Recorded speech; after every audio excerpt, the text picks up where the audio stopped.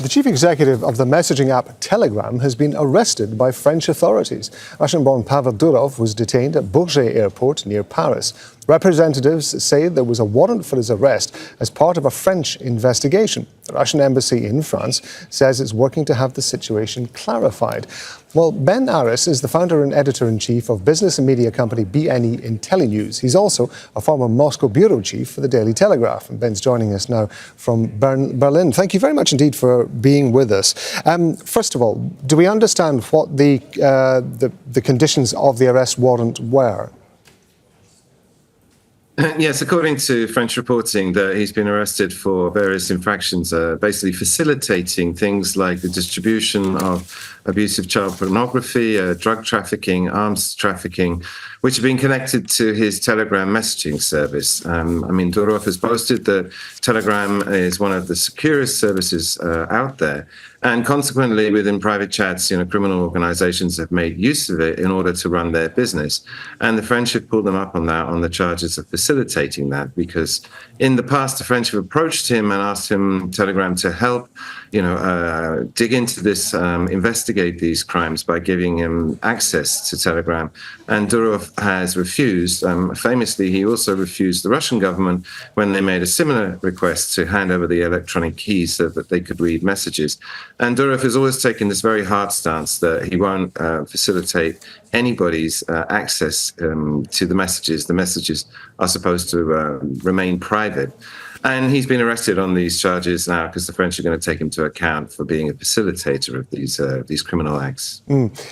For people like me who don't really understand the way these things work, and I don't want to oversimplify what I would imagine is a fairly complex thing, but if you compare it to something like X, formerly Twitter, that's owned by Elon Musk, are there any correlations there? And what are the differences between the two? Well, Twitter is a public platform where you have open discussions, and Telegram plays that role as well. It's extremely popular, especially in the former Soviet Union, as a means to broadcast news. But it's also a messaging service where you can send encrypted, end-to-end encrypted messages to your friends or to private groups, and talk, in the same way as you send an SMS from a mobile phone. So it has this twin function.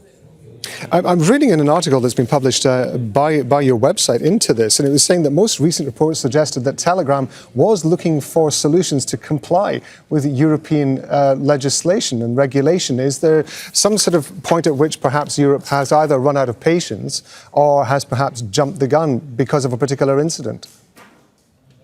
Well, it's very interesting. X is also coming for criticism for hosting like far-right groups and extremists, Nazis, what have you. And up until now, these messaging apps, these social media platforms have been largely self-regulated. And what Durov is being accused of here is not policing it, but legally, they've got him on conspiracy charges this time. But Telegram, on the one hand, is reaching out to the Europeans and trying to head off regulation, which I think is coming, or at least the debate around that is growing louder.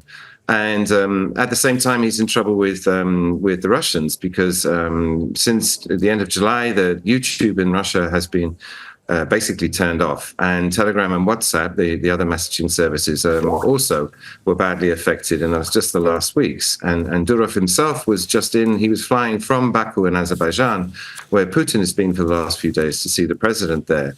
And the talk is that he was wanting to lobby Putin in order to prevent having Telegram blocked or turned off inside Russia.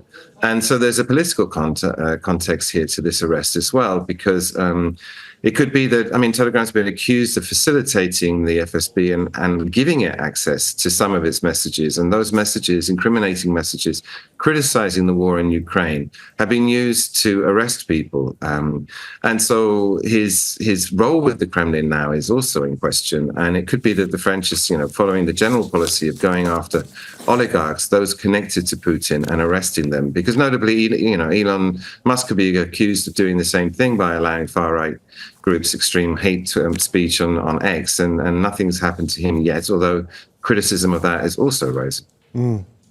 Ben Aris, is the founder and editor-in-chief of business media company BNE IntelliNews, and we're grateful to you for being with us on Al Jazeera. Thank you. My pleasure.